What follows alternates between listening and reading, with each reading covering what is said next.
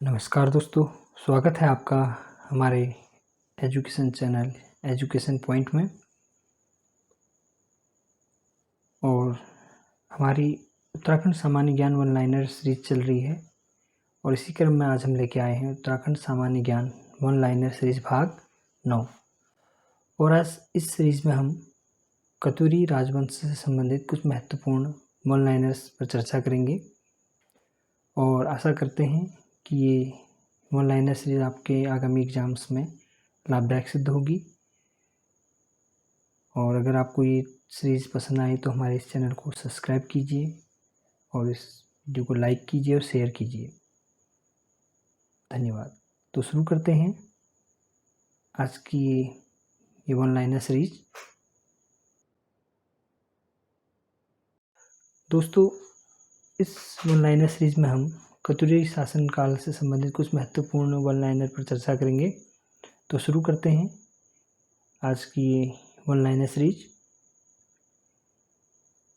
तो कतूरी राजाओं को उपाधि प्राप्त थी। कतूरी राजाओं को कौन सी उपाधि प्राप्त थी? तो कतूरी राजाओं को गिरिराज चक्र चूड़ामणि की उपाधि प्राप्त थी। अगला है, गोलू देवता किस कतूरी राजा के पुत्र थे? गोलू देवता झालराय के पुत्र थे। फिर अगला है, आदि गुरु शंकराचार्य किस वंश के समय उत्तराखंड में आए? तो आदि गुरु शंकराचार्य कार्तिकेयपुर राजवंश के समय उत्तराखंड में आए। अगला है, काव्य मीमांसा में कार्तिकेयपुर राजा को क्या कहा गया था?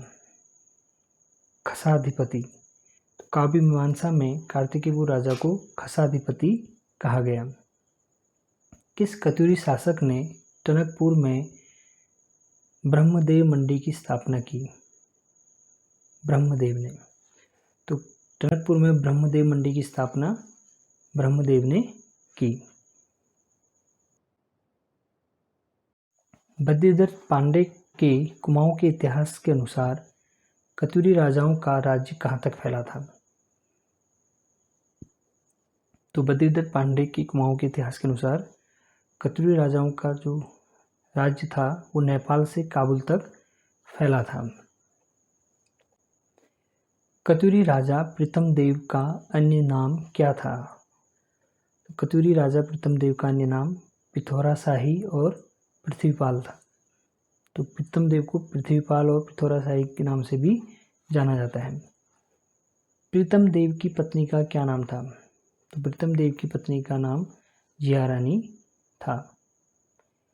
किसने नैनीताल में रानी बाग और अल्मोड़ा में रानीखेत बसाया था? तो जिया रानी। तो नैनीताल में काठगोदाम के निकट रानी बाग और अल्मोड़ा में रानीखेत जो बसाया वो जिया रानी ने बसाया। और जिया रानी जो थी प्रीतम देव की पत्नी थी।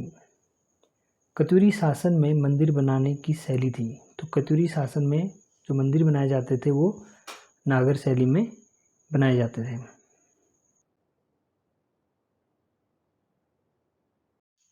अगला है, कतूरी राजाओं ने किस नदी के किनारे अपनी राजधानी कार्तिकेयपुर बसाया था?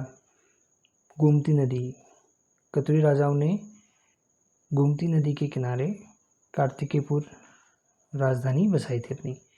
किसके शासनकाल को उत्तराखंड का स्वर्ण काल कहा जाता है? तो कतूरी शासन को उत्तराखंड के शासनकाल में उत्तराखंड का स्वर्ण काल कहा जाता है। किस युद्ध में ब्रह्मदेव मारा गया और कतूरी वंश का अंत हुआ?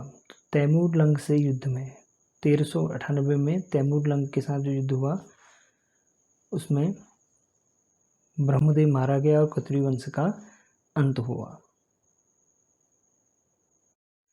केदारनाथ मंदिर का निर्माण हुआ है कतूरी शैली या नागर शैली में?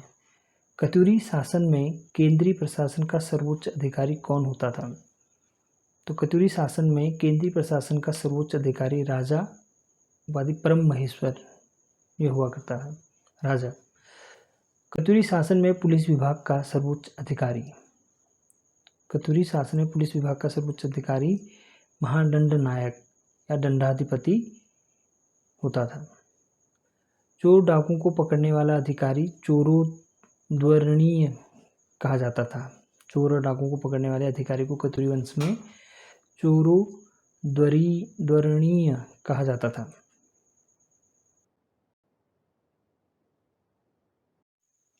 कतुरी शासनकाल में अपराधों की जांच करने वाले अधिकारी को दोषापराधिक कहा जाता था। कतुरी शासनकाल में अपराधों की जांच करने वाले अधिकारी को दोषापराधिक कहा जाता था। कतुरी शासनकाल में राज परिवार की रक्षा करने वाले को महाप्रतिहार कहा जाता था। किस अभिलेख में कतुरी शासनकाल के अष्टदक्ष 18 मंत्री परिषद का उल्लेख मिलता है? पांडुकेश्वर अभिलेख में। तो पांडुकेश्वर अभिलेख में कतुरी शासन के अष्टदक्ष 18 मंत्री परिषद का उल्लेख मिलता है। जागेश्वर में विमानों का निर्माण निम्बरदेव कतुरी शासक द्वारा किया गया था। तो निम्बरदेव नाम के कतुरी शासक द्वारा जागेश्वर में विमानों के निर्माण किया गया। किस कतुरी शासक को शत्रुहंता कहा गया? तो शत्रुहंता नाम से जो निम्बरदेव को जाना जाता है, तो निम्बरदेव को शत्रुहंता कहा जाता है। राज्य के चमोली जिले के जोशीमठ में नरसिंह मंदिर का निर्माण कराया था बसंत देव ने। कतुरी वंश का अंतिम राजा कौन था? वीरदेव या बीरमदेव या ब्रह्मदेव? कतुरी वंश के प्रथम राजा बसंत देव ने कौन सी उपाधि धारण की थी? परम भट्टारक महाराजाधिराज।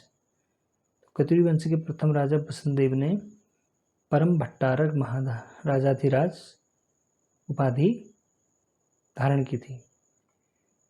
कतुरी शासनकाल में पैदल सेना को कहा जाता था गौमली। तो कतुरी शासनकाल में जो पैदल सेना होती थी उसे गौमली कहा जाता था। कतुरी काल में गुप्तचरों को क्या कहा जाता था?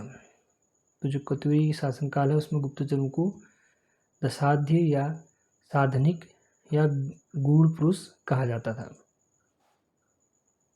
तो दोस्तों आज की ये वन लाइनर सीरीज में बस इतना ही, और फिर मिलते हैं नई वन लाइनर सीरीज में और भी महत्वपूर्ण तथ्यों को लेकर।